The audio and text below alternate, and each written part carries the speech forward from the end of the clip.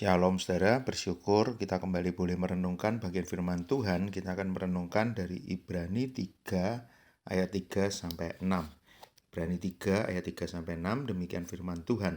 Sebab ia dipandang layak mendapat kemuliaan lebih besar daripada Musa, sama seperti ahli bangunan lebih dihormati daripada rumah yang dibangunnya. Sebab setiap rumah dibangun oleh seorang ahli bangunan, tetapi ahli bangunan segala sesuatu ialah Allah. Dan Musa memang setia dalam segenap rumah Allah sebagai pelayan untuk memberi kesaksian tentang apa yang akan diberitakan kemudian. Tetapi Kristus setia sebagai anak yang mengepalai rumahnya, dan rumahnya ialah kita. Jika kita sampai kepada akhirnya teguh berpegang pada kepercayaan dan pengharapan yang kita megahkan. Saya berikan judul dari renungan ini, hormat bagi pemilik segalanya. Hormat bagi pemilik segalanya. Tentu kita tahu betapa pentingnya Musa di dalam kehidupan orang percaya, di dalam kehidupan orang Israel, di dalam kehidupan orang Kristen mula-mula. Ketika mereka melihat siapa Musa, tentu mereka sangat menghormatinya.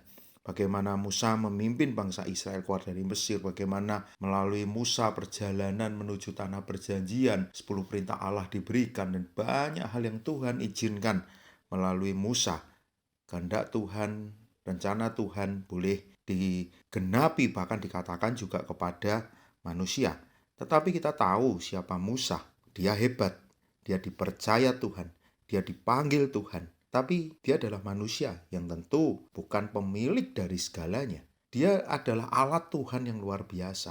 Kalau kita gambarkan pakai gambaran yang ada di Ibrani ini rumah, dia adalah rumah. Tetapi ada yang membangunnya, ada yang mengepalai rumah itu, ada yang lebih dari rumah itu. Sehingga ketika kita melihat satu rumah yang indah, tentu yang harusnya kita puji, tentu bukan sekedar, oh rumah ini indah, mungkin kita akan berikan pujian itu. Tetapi bukankah kita akan melihat siapa yang membangun rumah ini? Ketika seiring dengan waktu kita bisa melihat rumah itu tetap bertahan, kesetiaan itu kita bisa saksikan, tentu kita bisa melihat siapa yang membuat rumah ini boleh bertahan. Dari bagian ini kita melihat apa yang Kristus lakukan. Karena itu kepadanya lah kita harus memberikan penghormatan.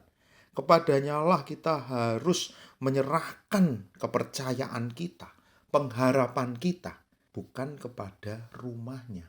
Mungkin banyak hal yang kita anggap boleh menjadi sumber kepercayaan kita, menjadi pengharapan yang boleh membuat kita tenang. Mungkin keluarga kita, mungkin apa yang kita punya, mungkin uang kita, mungkin rasa-rasa aman yang lain yang kita boleh dapatkan di dunia ini. Tetapi apakah itu betul bisa bertahan? Tentu tidak, karena rumah sangat terbatas.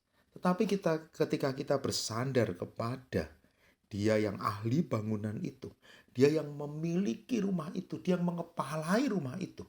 Ketika kita bersandar kepadanya, tentu kepercayaan itu, tentu pengharapan itu tidak akan menjadi sesuatu yang sia-sia. Karena kita berharap kepada Kristus.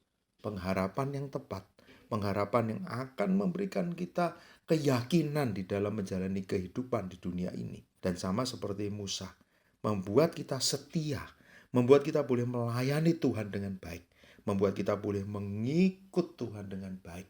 Bagaimana dengan kita? Apakah kita sudah melihat Kristus sebagai bagian yang paling penting di dalam hidup kita?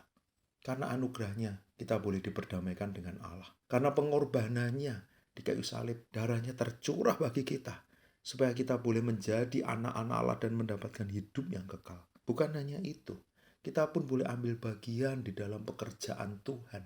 Kita pun disertai, kita pun ditolong. Sampai pada nanti kedatangannya yang kedua, kita boleh bersama dengan Dia di dalam kemuliaan.